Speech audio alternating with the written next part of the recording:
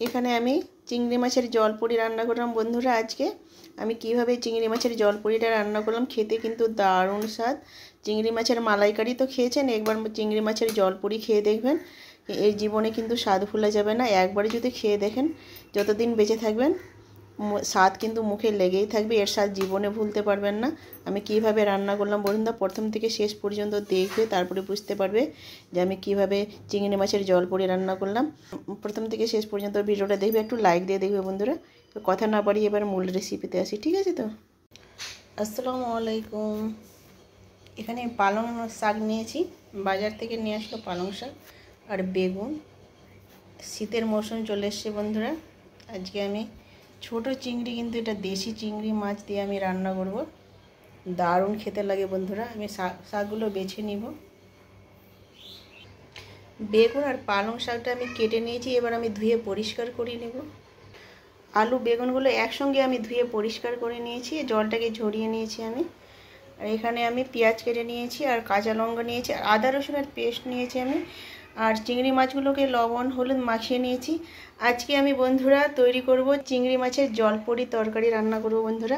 কিভাবে চিংড়ি মাছের জলপুরি রান্না করে না দেখলে বুঝতে পারবি না বন্ধুরা, ঠিক আছে? তো আমি কিভাবে রান্না করি চিংড়ি মাছের জলপুরিটা। এখানে আমি কড়াই নিয়েছি, কড়াইটা গ্যাসে চাপিয়ে দেব, চিংড়ি মাছগুলো ভেজে নিব। কড়াইটা গরম হয়ে গেছে, আমি তেল দিয়ে দিব। তেল দিয়ে দিলাম, তেলটা গরম হয়ে গেছে, এবার চিংড়ি মাছগুলো আমি দিয়ে দেব। চিংড়ি মাছগুলো ভেজে নেব। চিংড়ি মাছের জলপুরিটা এইভাবে যদি রান্না করে খান বন্ধুরা, যতদিন বেঁচে থাকবেন তেল স্বাদ কিন্তু জীবনে ভুলবেন না। চিংড়ি মাছের জলপুরিটা খেতে কিন্তু দারুণ লাগে। আমি কীভাবে রান্না করছি প্রথম ভিডিওটা দেখে বন্ধুরা, টেনে দেখবে না। চিংড়ি মাছের জলপুরি একবার খেলে কিন্তু এর স্বাদ জীবনে ভুলতে পারবে না, যতদিন বেঁচে থাকবেন। তো ভালো করে ভেজে নিব। একটু জিরে গুঁড়ো আর লঙ্কা গুঁড়ো দিয়ে দিব।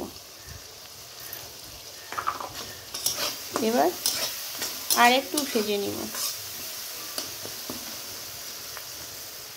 ভাজা হয়ে গেছে, এবার আমি তুলে নিব। তেলটা ছেঁকে ছেঁকে তুলে নিতে হবে। দেখো আমি চিংড়ি মাছগুলো তুলে নিলাম। এবার ওই তেলে আমি পেঁয়াজগুলো দিয়ে দিব। পেঁয়াজ লঙ্কাগুলো দিয়ে দিয়েছি, এবার একটু ভাজা ভাজা করে নেব। পেঁয়াজটা ভাজা হয়ে গেছে, এবার আদা রসুনের পেস্ট দিয়ে দিব। দিয়ে আর একটু আমি এটাকে ভেজে নিব, যেন আদা রসুনের কাঁচা গন্ধটা না থাকে। আদা রসুনটা ভাজা হয়ে গেছে।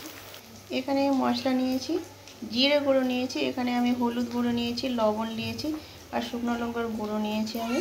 এই মশলাগুলো আমি দিয়ে দিব। দিয়ে একটু নেড়ে চেড়ে নিব। আমি কীভাবে রান্না করছি বন্ধুরা দেখতে থাকি। মশলাটাকে ভালোভাবে কিন্তু মাখিয়ে নিয়েছি, এবার আমি জল দিয়ে দিব। চিংড়ি মাছের জলপুরিটা কিন্তু এইভাবে রান্না করি বন্ধুরা, একবার খেয়ে দেখুন, এর স্বাদ জীবনে ভুলতে পারবেন না যতদিন বেঁচে থাকবেন। দারুণ লাগে কিন্তু চিংড়ি মাছের জলপুরিটা। মালাইকারি খেয়েছেন, একবার চিংড়ি মাছের জলপুরিটা খেয়ে দেখবেন, এইভাবে দারুণ লাগবে খেতে। আর একটু আমি জল দিব, আর একটু জল দিয়ে দিব, বাস আর দিব না। এবার ঢেকে দিব আমি। 1 মিনিট পর ফিরে আসলাম। দেখো ভালোভাবে কিন্তু বলক উঠে গেছে। এবার আমি কেটে রাখা বেগুন আর পালং শাকটা দিয়ে দিব। জলপুরিটা এইভাবে রান্না করি বন্ধুরা, খেতে কিন্তু দারুণ লাগে। একবার ট্রাই করে দেখুন, এইভাবে রান্না করে দেখুন আমার মতো কিভাবে আমি রান্না করছি। বেগুন পালং শাকগুলো দেওয়া হয়ে গেছে, এবার আমি একটু নেড়ে চেড়ে নিব। ভালোভাবে কিন্তু একটু মশলাটা মাখিয়ে নিতে হবে।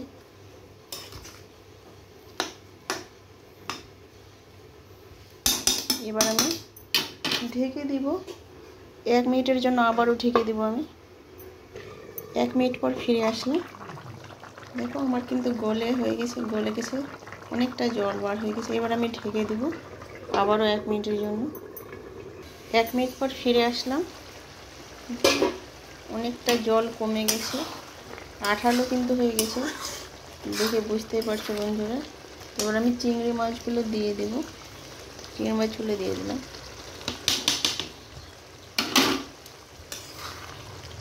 এবার ভালোভাবে কিন্তু আর একটু জাল দেব, আরও ঢেকে দেবো 1 মিনিটের জন্য।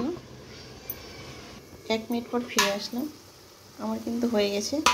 এবার গ্যাসটাকে আমি বন্ধ করে দিব। এখন তরকারিটার কালারটা কিন্তু দারুণ এসে বন্ধুরা, আমি একটু দেখাচ্ছি। খেতে কিন্তু দারুণ লাগে চিংড়ি মাছের জলপুরিটা।